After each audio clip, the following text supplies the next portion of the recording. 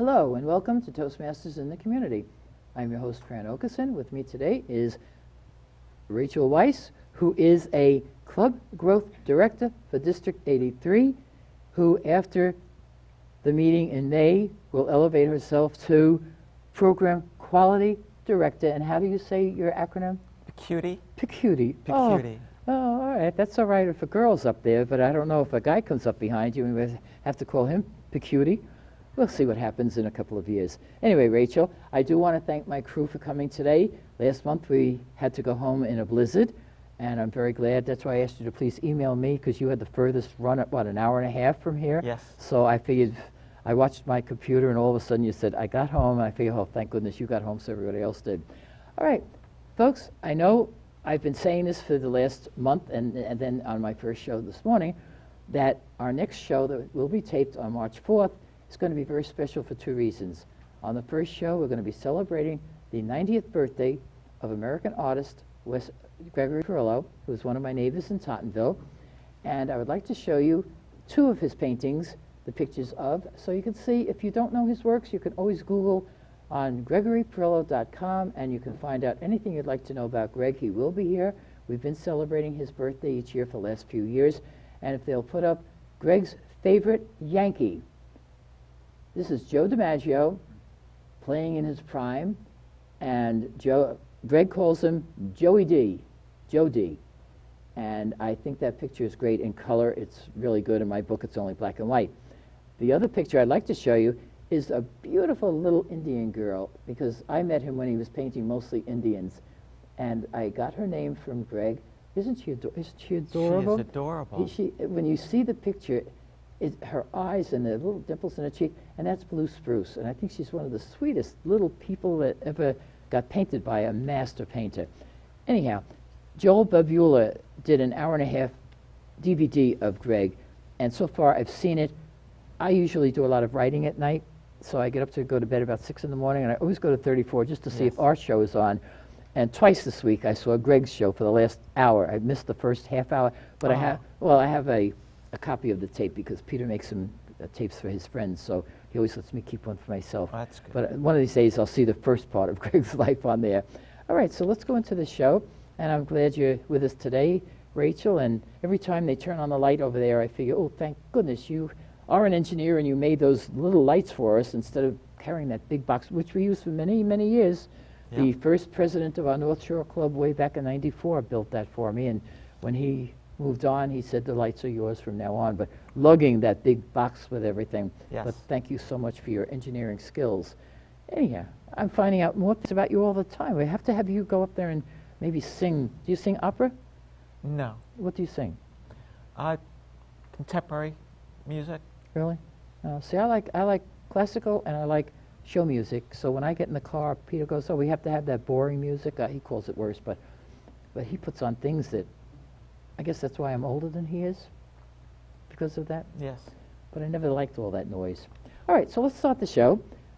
First speaker today is Ken Raftery. Oh, no, I'm the first speaker, so let me get on started with my speech. I'm sorry. We had so much fun in the other show that I'm going crazy. All right, for our home audience, most of you realize that Toastmasters is an organization to help us learn how to speak in public without being nervous, or to try to overcome our nervousness. We also do a lot in the leadership capacity.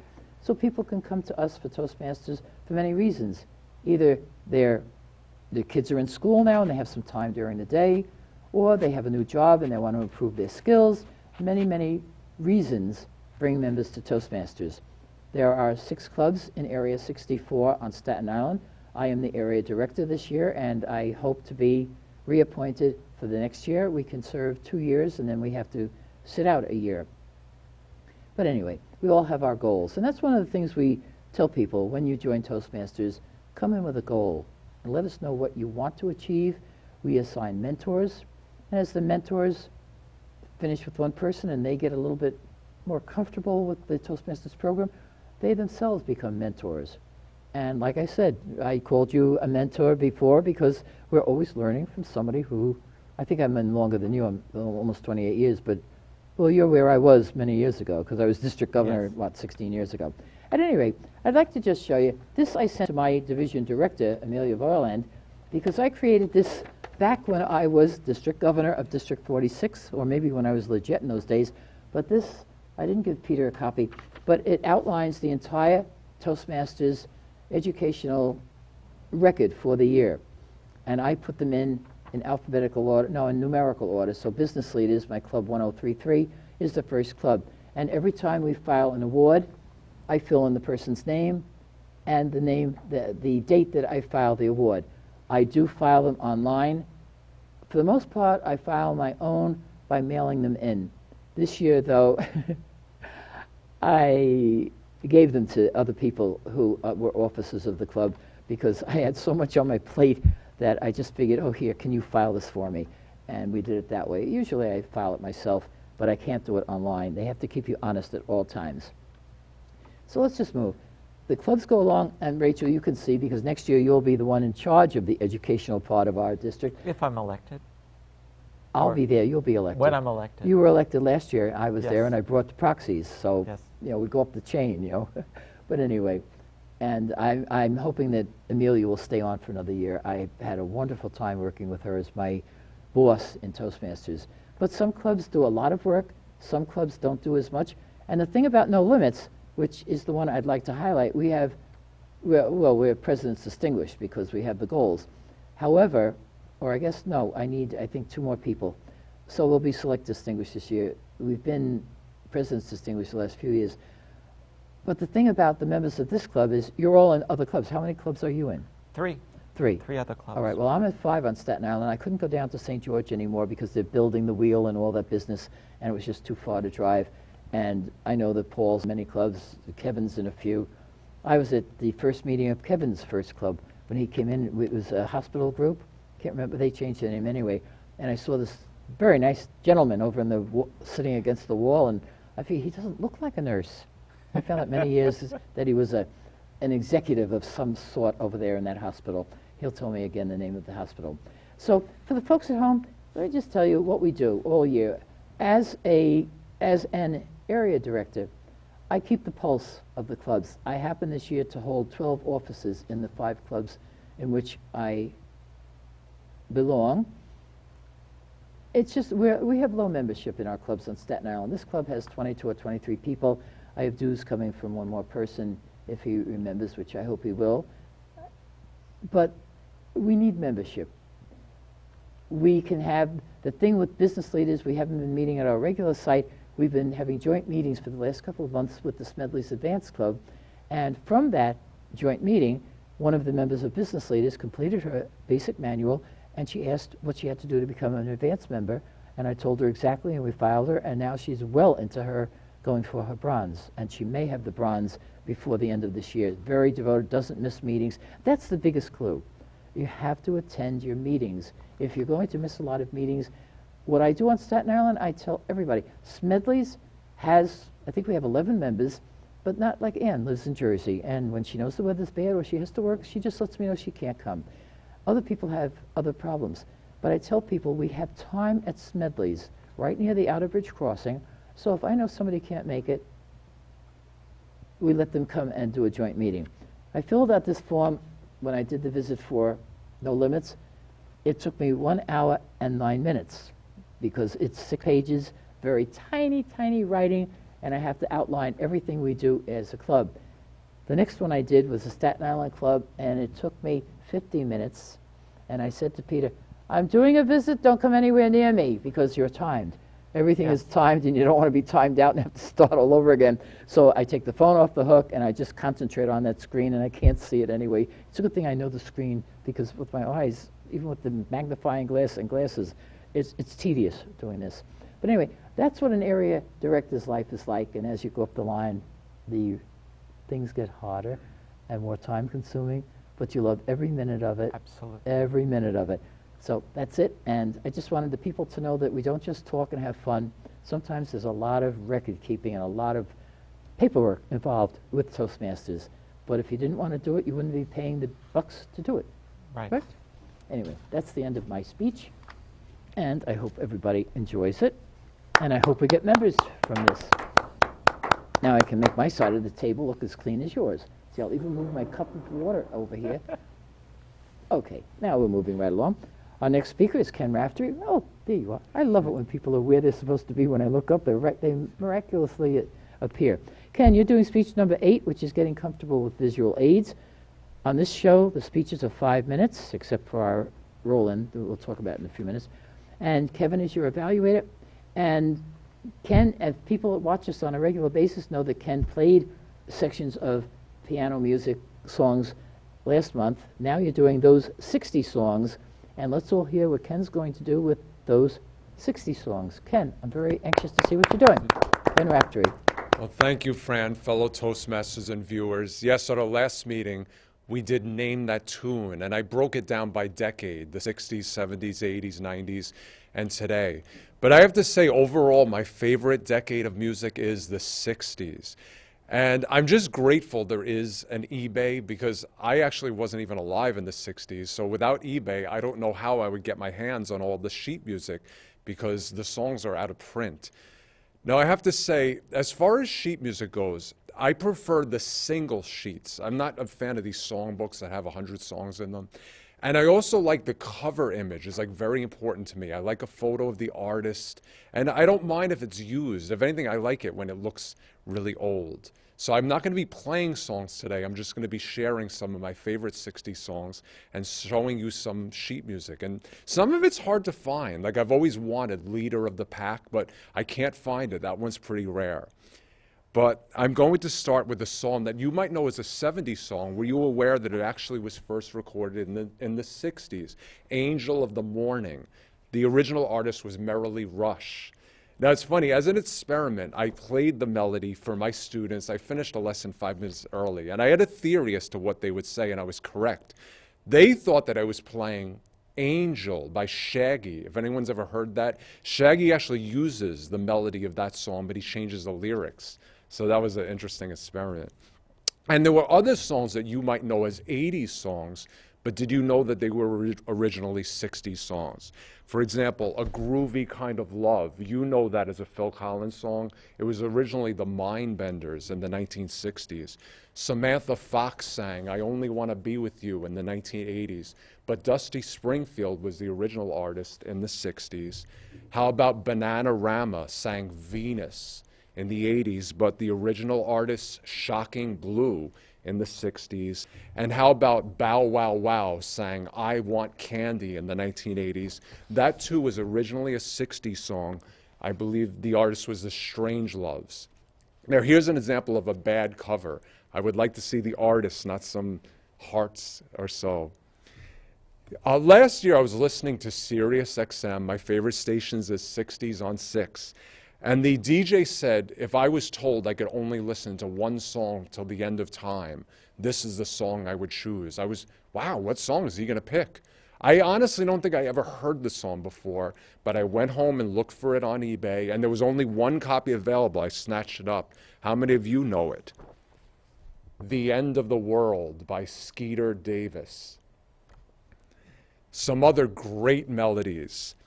The Mighty Quinn, subtitled Quinn the Eskimo. Now, interesting, do you know who wrote the song? Bob Dylan, believe it or not, wrote it. He actually recorded it as well, but his version is not as popular as the one sung by the Manfred Mann Group. Can anyone not love this song? Happy Together by the Turtles. Just hearing that song makes you happy. It's a great piano song. Everyone just loves hearing it. Now, here's a song I've heard over the years. I never paid it any attention, but I was watching an episode of The Sopranos once, and they played this song. I was like, that's a really good song. It has really soft sections, really powerful sections. I'm talking about White Rabbit by Jefferson Airplane. Interesting. It's a reference to Alice in Wonderland. Apparently, it's some drug references too, but that's kind of subliminal. Here's two songs that kind of remind me of each other. They're both considered bubblegum pop. Dizzy by Tommy Rowe and Green Tambourine by the Lemon Pipers. Both of them hit #1. I have to say, the Green Tambourine, if you ever listen to it, is a cool song. There's so many instruments going on at the same time, not just the tambourine. You could hear a triangle, you could hear a sitar, if I'm pronouncing that correctly. Just a really, really fun song. Here's an interesting song. Believe it or not, it did not make it to the top 10, but it won the Grammy Award for Song of the Year. How many have heard Games People Play by Joe South? Great song. This is a phenomenal song. I love this song. It's one of my all-time favorite songs, called Little Bit of Soul by The Music Explosion. It has this very distinct bass line. Da-da-da-dun, da-da-da-dun, da-da-da-dun, da-da-da-dun. So if you know that song, it's very distinct with the bass line. Now, for the rest of the speech, I'm not going to do little stories. I'm just going to run through various titles. Again, all of these songs are excellent.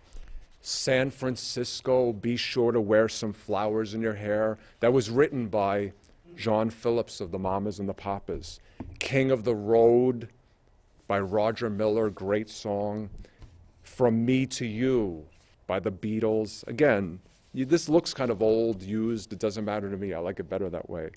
How about Both Sides Now by Judy Collins, written by Joni Mitchell.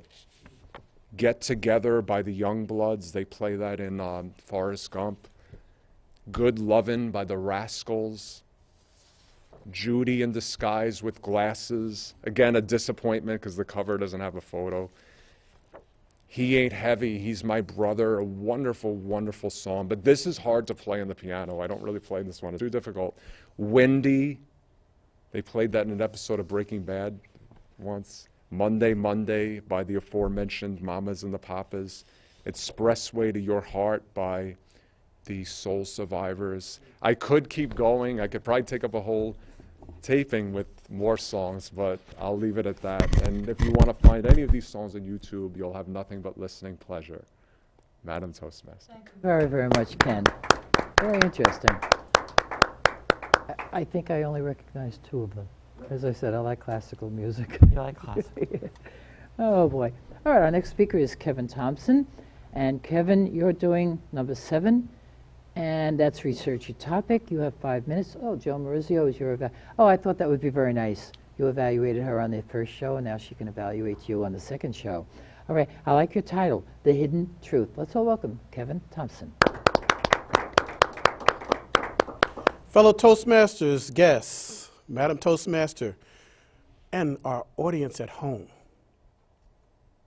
There are a lot of hidden truths in our lives, and it's funny because you don't find out that it's true until you're exposed to it. And then you ask yourself, well, why was it hidden? So I'm going to share with you some information and then allow you to think about it for your own self and come to your own conclusion. So the first thing that came to my mind was the movie that's out now, which talks about these black women who were responsible for John Glenn safely revolving around the Earth as the first astronaut in our country.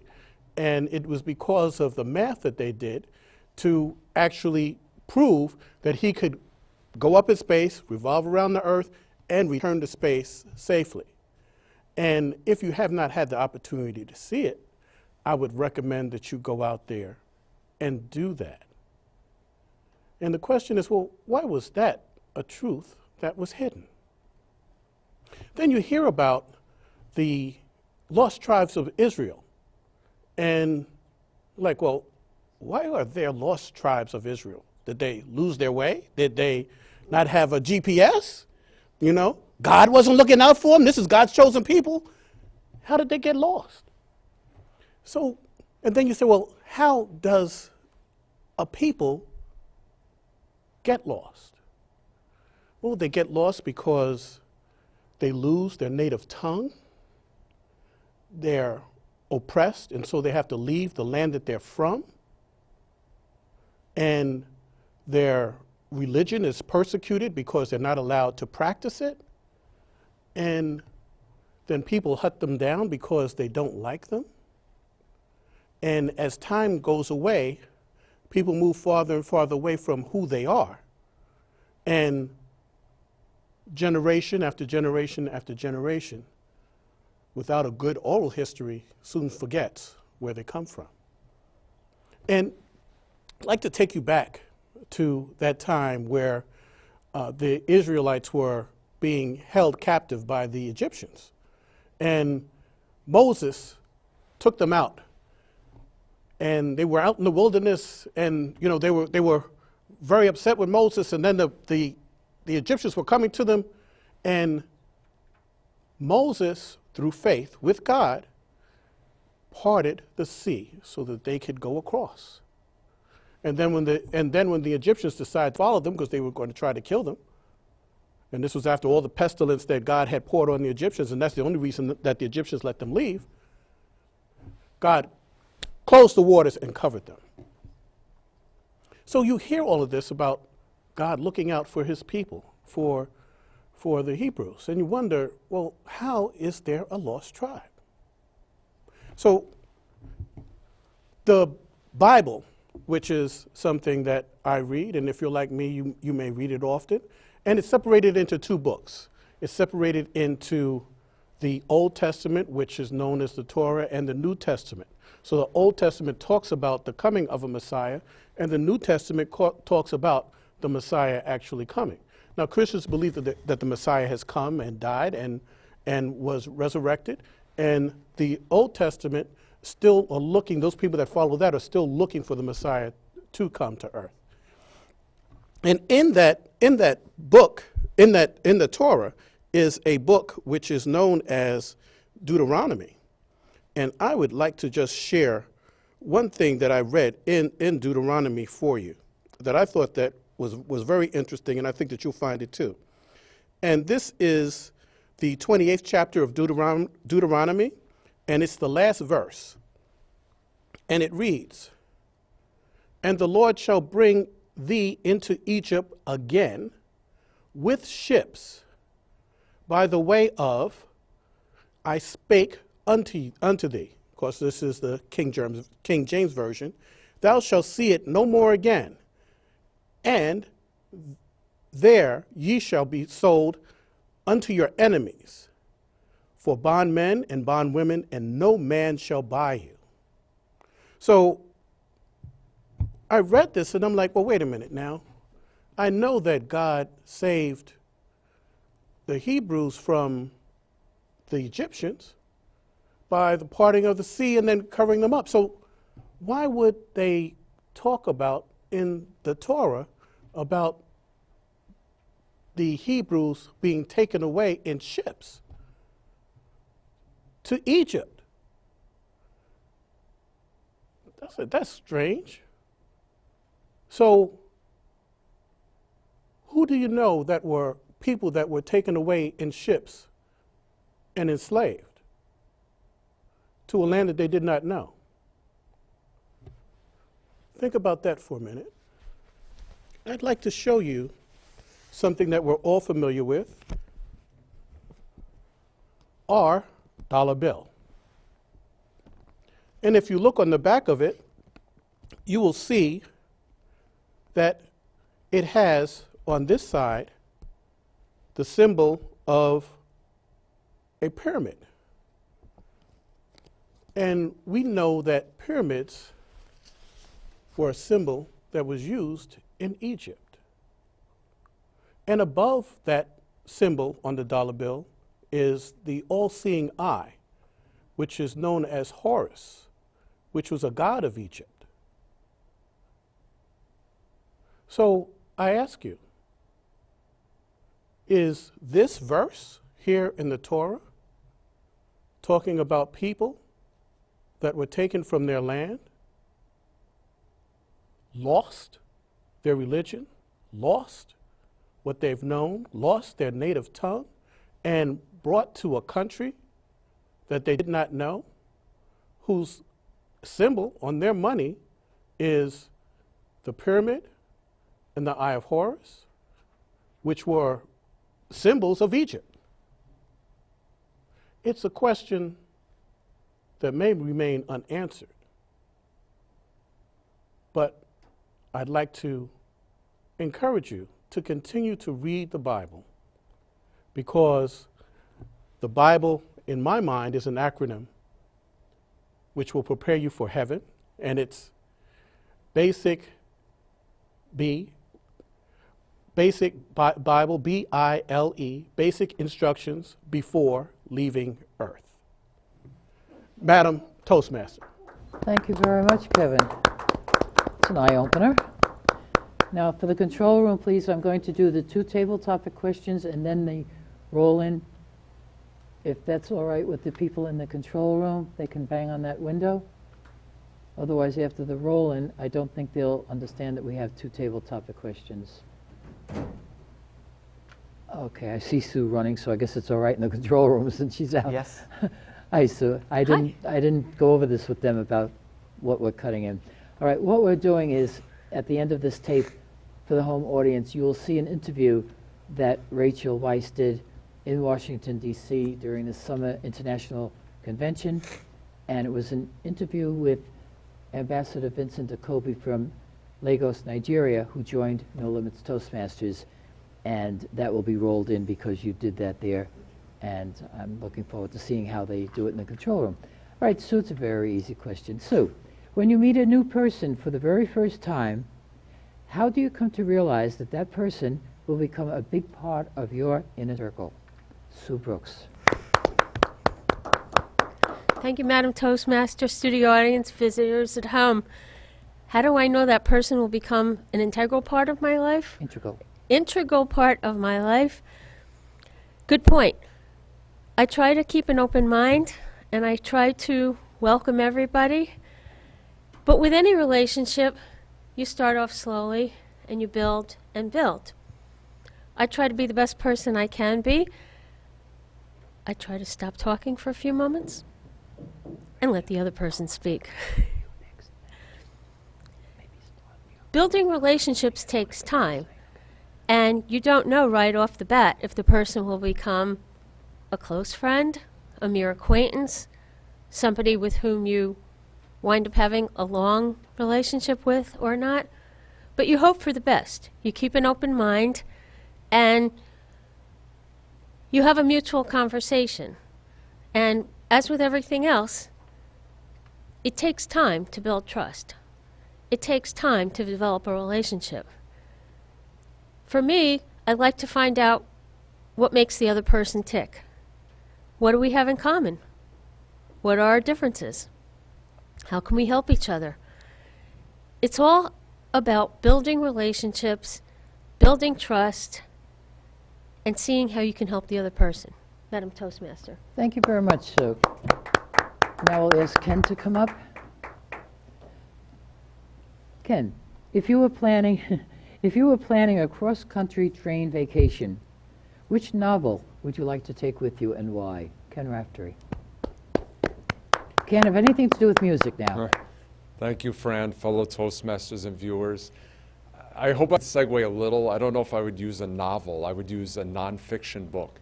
I highly recommend this book. It is phenomenal. It is called The Queen of the Ring by Jeff Lean.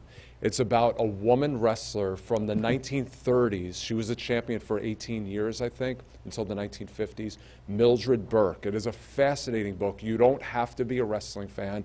But this woman became a big star. They say she was making the same money as Joe DiMaggio, I believe. But her husband was also like working with her. He was a promoter of women's wrestling. But in real life, they were having a big feud. He was having affairs with some of the other women. So it's really like, you want to read it to see if she ultimately wins out in this real life battle she was having with her husband. In actuality, it's fascinating. She actually had a real match. We all know wrestling's predetermined. She had a real match with this other woman, June Byers, who was having an affair with her husband. The two of them obviously didn't like each other. They would not agree to lose to one another. They had a real match. You have to read the book to find out what happened. And good news, they're actually going to be making a film of it, apparently. And it's produced or written by the person who produced or wrote Rocky. So they have an Oscar winner behind it. So hopefully it will get made. Again, Queen of the Ring by Jeff Lean. Read it. You will love it, guaranteed. It sounds like another Peyton place, Ken. Thank you very much. Since we allowed since we allowed 21 minutes for the roll-in, and you said it was only 16 minutes, I'm going to ask one more question. Okay. I think we'll have plenty of time. Who would like to run up there? Paul, is your jacket on? You don't need a jacket, Paul. Just use your roller skates. And then we'll close and we'll let them do some magic in the control room. If they come out of the control room and tell me that we have time for one more question, will somebody there just bang on a table? Let me know. All right. You'll have Abe's wife's speech. Question. what? All right. Paul, What? we've all heard of new beginnings. How many new beginnings have you had during your life so far, Paul Sharp? Madam Toastmaster, fellow Toastmasters and guests, how many new beginnings? 1, 2, 3, 4, 5. Oh, I got a whole bunch of new beginnings. I began when I first was born. That was a beginning. Wasn't that a good beginning? Yes. When I was born, I think that was a great beginning. My next really good beginning really was, and I mentioned in an earlier speech, with New York Life. I began with them in 1970. By the way, I also began with the United States Navy, and I have to go back a bit to 1957 when I started with the Navy. 1970, I started with New York Life. That was a really new beginning. But then another new beginning that was completely different was with the Highland Park First Aid Squad. That was a very interesting beginning, which started in 1970. And as a speech about that, I'll see if I can make my 5-minute speech in about 30 seconds. I moved to Highland Park in 1967. I went to join New York, the First Aid Squad, and they said, sorry, you can't join. You have to be with us for a full year, a member of Highland Park. And I said, okay, fine. I went to the police reserve and I joined them. They took me. I was with them for 3 years, 67 to 70. In 70, I went back to the First Aid Squad and I said, I've been here 3 years. Can you take me now? And they said, yes. I've been with them since 1970. I'm still with them. I don't get up at 2 in the morning anymore. That's for the young people. But I do drive and I handle some of the business end of it. 19, whenever. That's all. That's not all. I still got yellow. But anyway, since I do have yellow and I'm That was a done, table topic question. They just missed it. they missed it. Oh, in That was that just a case, table topic thank you question. very much, Madam Table Topics Master. Yes. Toastmaster, whatever. Okay. Now, Rachel, you have to do your part. Evaluations? That's what we're talking about. You're going to tell the overview of what you did, and then Lucy then we'll do the quick evaluations. All right. Okay. We have evaluations. Evaluations will come after I give my speech. Okay. So I had. And please make them short because we don't know how long that roll-in is going to take, please. So I had a high-performance leadership project that was a challenge that Fran put before me. The purpose of the project was to introduce 2 of our Toastmaster extended members, to our club from, as Fran said, Nigeria, and present it not only to our club but to our home audience. The location was Toastmasters International Convention that was held in Washington, D.C. in August of 2016. A leader needs to be engaged, to be involved, but a leader does not have to do all the work, nor should the leader do all the work. It took a team to make this happen, this project a success. It was through that team dynamic that we were able to combine our experiences and knowledge and have a structure that would be a good approach and develop the accomplishment that you will be seeing in a little while. Our goals were communicated, and there were many options that we discussed on how to achieve those goals. Fran Okeson provided valuable guidance as a producer for my production of this interview. She put me in contact with 2 individuals that are the focused guests of this interview. Pat Masterson, our executive director, and Isaac Gabinovich, our director, provided me wisdom and experience and showed me how to direct and put the whole package together, this short that you'll see today. Kenny, right here from CTV, or He's the studio manager. he's the studio manager. He gave me instruction. He gave me experience, gave me ideas on to how to do a remote site. He trained me in different techniques that could be used when I did this recording of the interview. This project required clear communication and interaction. Just think about that, me being in New Jersey and the ambassador being in Nigeria or somewhere else in the world. It occurred over multiple meetings. In fact, even once we were at the conference, I met with them multiple times just to make sure that we got everything finalized and everything set up in a proper manner. One of the challenges was to find an appropriate location within this very busy hotel and convention center which we could conduct the interview. The hotel staff, I worked with them, and we identified 4 potential locations. Out of that, I checked out those locations at different points of time during the day and selected one that I thought would be most appropriate. Lesson learned: expect the unexpected. You will hear at one point during the recording that a maintenance team came through and the wrangling and jangling of their equipment and their carts. But fortunately, we have experienced Toastmasters, and the interview was not phased.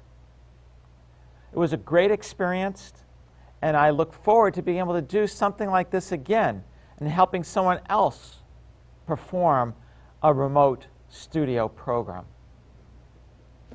Thank you very much. Yes, we heard those noises. I'm glad you explained it, though. At this point, I believe we're going to have the roll-in of that interview, and Dilip Well, shouldn't we have the evaluations first? We want the evaluations first? I think that's what they want so that they can end Okay, the so we thing. can end it. All right, so let's do the cleanly. evaluations, and we'll see. They're not showing any sign that that's not right, so Okay. we'll do that. All right, so I was the first speaker, and Lucy Kahn was my evaluator. Yeah, 'cause that's why I gave you a block of 21 minutes. Okay, Lucy. Good morning, fellow Toastmaster, guests, viewing audience, and especially Fran. Fran, I like your title for the first round report, and it seems to be, as always, you're organized. You're organized, and you did your leadership project, and you helped the audience how to be a leader and to overcome your fear of speaking and be a leader. So I think that you did everything, all the stuff that you have. You talk about the clients and the club, all the clubs that you have, that most of the clubs are different, but you also experience that some clubs are good and some clubs are nice. And so you help the club to be successful, and you accomplish all your goals and accomplish your project. So I think this is all in all, you did a good job on being district governor, district director, I was area there a long time ago. director. Thank you, Lucy. Thank you very much. Okay, Run the and video. what's that? We're going to run the video. Go, run the video. All right. And then we'll have the evaluations? Okay. Greetings. We are here in beautiful Washington, D.C. at the Toastmasters 85th International Convention, August 18th, 2016. This is for Toastmasters in the Community, a CTV show sponsored by the No Limits Toastmasters Club in District 83, Staten Island, New York. And we are delighted to have with us for this interview Ambassador Vincent S. Okobi. Mr. Ambassador, we are so glad that you are available for a short interview that we know can give added value to our Toastmaster members around the country, but especially in New York. Tell us, where do you live and what do you do there? Thank you very much, Philip, and greetings. I live in Lagos, Nigeria, and I'm an ambassador. And what made you connect with the idea of a Toastmasters club in Nigeria? Because I understand there were no clubs there some time ago, and then you got the genesis of an idea to start Toastmasters there. Tell us about how that happened. You won't believe it, Philip. The idea of Toastmasters was by chance. I knew nothing about Toastmasters until I was getting ready for my leave in the first half of 2005. And a friend of mine who happens to live in London asked me where I was going to spend the vacation and what I was going to be doing. I told her, well, I do the usual things, but he said, well, Ambassador, if you have nowhere to go to in London, why don't you visit my Toastmasters Club? Toastmasters Club, it just didn't register because Toastmasters then to me really meant nothing. I said, well, what is this about Toastmasters? And he said, well, we just finished dinner and it's not something I could talk to since you're going to catch a flight. But it registered Toastmasters. I was changing flight then en route to Washington in London. And looking across the table, I could see a very beautiful magazine, different from the others in the lounge. And it had on it Toastmasters International. Coincidence? I remember what my daughter told me about coincidence. She said, Daddy, there is not, she was working, or she worked for Hillary Clinton in the White House in Washington, and at their final passing out function ceremony, she told me that there is nothing like coincidence. It is providential. I've always remembered that. When things happen, it's not always that we realize that it is due to providence, and that this was one of it. That is amazing. Very much so. Yes. Now, Mr. Ambassador, you met Fran Okerson from District 83 in 2005 at the Toastmasters International Convention that was held in Toronto, Canada. And you talked to her then about starting a Toastmasters club. Obviously, you were exposed to Toastmasters, and now you started focusing on how you could take the idea back to Nigeria. Tell us about the challenges and how you overcame them, taking them to a country that had no previous experience with Toastmasters.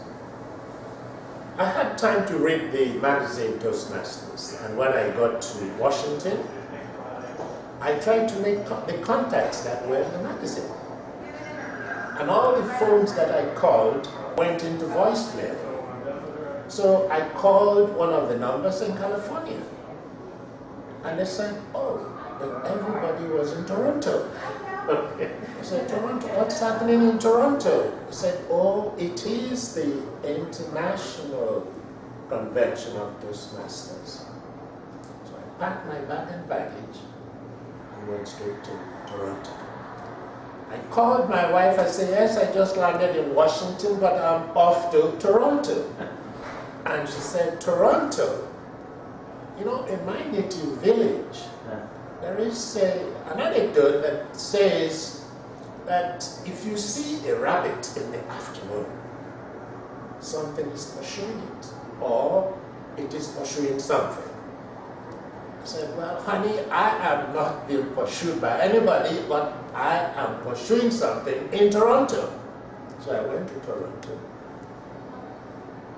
participated at the convention.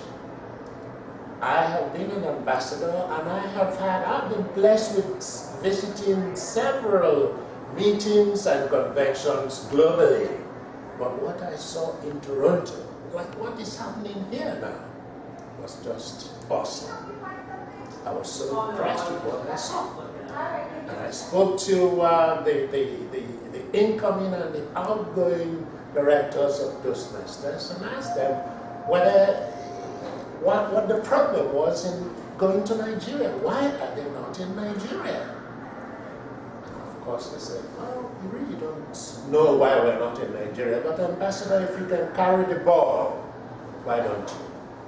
And I remember meeting you as the incoming international president in Toronto, meeting you for the first time, and seeing that fire of determination in you that you had found such a great thing and your people needed it. You had it in your heart. How did you found that first club, the very first club? Well, like most new things, it was difficult to convince the people. Naturally, like most things, once you have to register, it's an international organization. So you have to go through the process of legal registration and all that. And the closest club we have in Nigeria was in South Africa. So I kept on with email and telephone calls between South Africa and Frank Augustine in New York. And then eventually, we took off. The rest, as they normally say, is now history. And I thank God it happened. Mr. Ambassador, in 2014, you were awarded the Toastmasters International Presidential Citation for helping to create a new Toastmasters district in Africa. This was the start, the seed of starting this new district. Tell us about how many clubs there currently are in what is to be District 94 and how it's working out there for the people. My club in Lagos, which we call the Eagle Club, has given birth to so many eaglets. We have over 40 clubs in Nigeria now in the entire federation. And we have been the arrowhead and the push for the creation of District 94. And of course, that is going to cover both the Anglophone and the Francophone countries of that sub-region.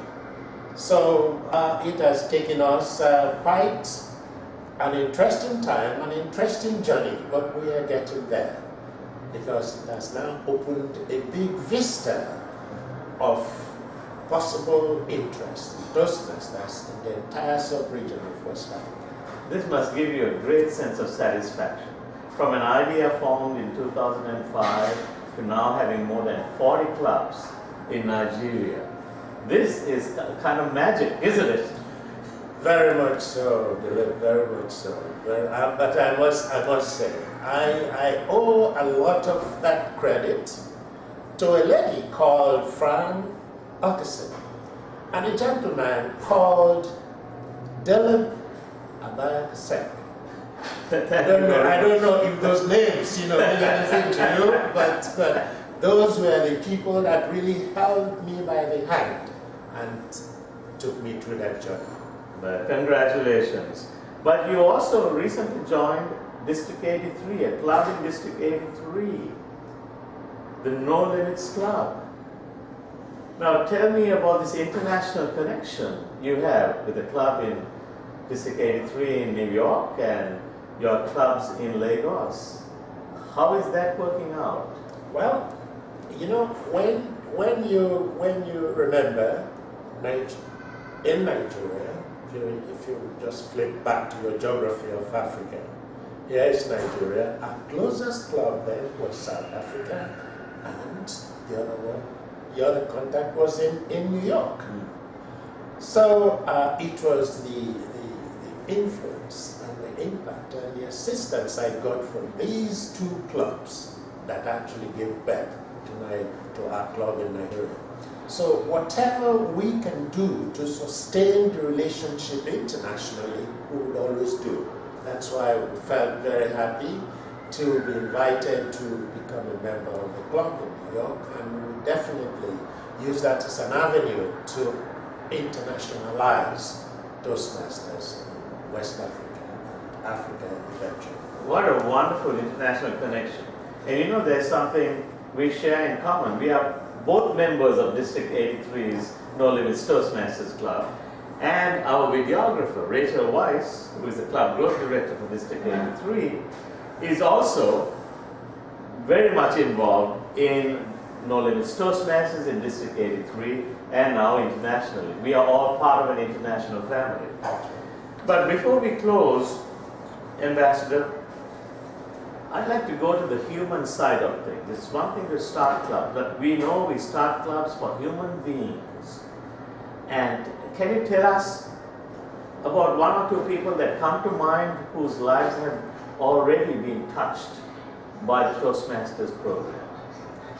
Then I cannot go too far in that journey because my own son, who used to study in school, is a typical example of what Toastmasters can do for an individual. My son used to study, not because he didn't have it up here, but the idea of crowd just used to give him that butterfly in the stomach, as they say. But immediately I formed Toastmasters in Nigeria, he was one of my first recruits. I got him on board, and today he works for a bank, not for banking as we traditionally know it, but for communication. He is a communication officer in the bank.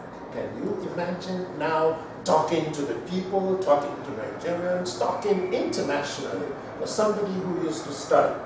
Then I owe it very much to the impact of Toastmasters. What a story, a powerful story. So your immediate family has been touched Very much by so. this. Very much so. Very much And so. you are continuing to impact lives. Very much so. Mr. Ambassador, thank you for your leadership. Thank you so much. Thank you for what you are doing, not just for the people in Nigeria, but for the whole idea of the Toastmasters International movement, Thank you so touching much. lives and changing them for the better. Thanks a lot. And if I may just add, I think in your presentation yesterday there was something you said which touched me so much, and that is the idea of power. How do you relinquish power to others? This is one thing that we have succeeded in doing, because if we take what happens in Toastmasters in Nigeria, eventually elections, development, and peace that we all aspire for would become an easy task. If you remember, you said that a lot of us would want to stay in power and get the table of power higher, rather than relinquish power. Yes. It almost happened, because when I created our club, it was new to everybody, and I was, with all humility, doing all the financing about it. A lot of us find it difficult to make that contribution to Toastmasters International as at when due. But so as to remain on the good books of Toastmasters, I would make the payment for all the members and then eventually have to collect it from them somehow. Our meeting places, as well, we have to make payments to get those places for our use. So when it came time for us to change baton and get a new president, nobody would touch it, because nobody wants to get into that personal involvement, in financial involvement and participation. But I had to train somebody, I had to train the leadership, that would take over from me. No matter how good they thought I was, you have to pass it on. If you cannot pass it on, then you have failed. What a great. I'm happy that since we've had 11, 12 presidents in my club, not to talk of the 40 plus clubs that we have managed to develop since then. Beautiful. You demonstrated in your own life what it means to pass on the baton of leadership to others. That's right. Yes. Thank you. And long may it continue. And we look forward to District 94 becoming a reality and Africa reaping the benefits. As you said, it does not just stay in the club. The society, the community, the country can be impacted for the Must better. reap the benefit of Toastmasters. Wonderful. Thank you. very much. Congratulations and Thank all you the very very best for continued success. Thank you very much, David. Thank you. Hello. I hope you've all enjoyed the tape that was fed in with Rachel's interview, well, Dilip Abisekar's interview, you doing the taping of it with Ambassador Vincent Sonny Akobi from Nigeria. Also, please, I've been asking people to send me birthday greetings for Gregory Perillo that we can present to him in a book form at our next taping in March. Just send them to my emails at the bottom of the credits that are rolling, and just on the subject line, write Gregory Perillo. Please send me just a congratulatory birthday greeting to Gregory Perillo, and look for him online on the website gregoryperillo.com, and you can see what this man has done to the world in his 90 years. He's been painting for over 60 years. I think he's a very wonderful man.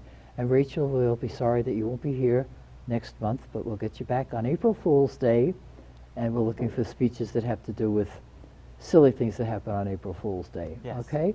Okay. All right, so I hope everybody has a safe trip home. See you all next time on Toastmasters in the Community.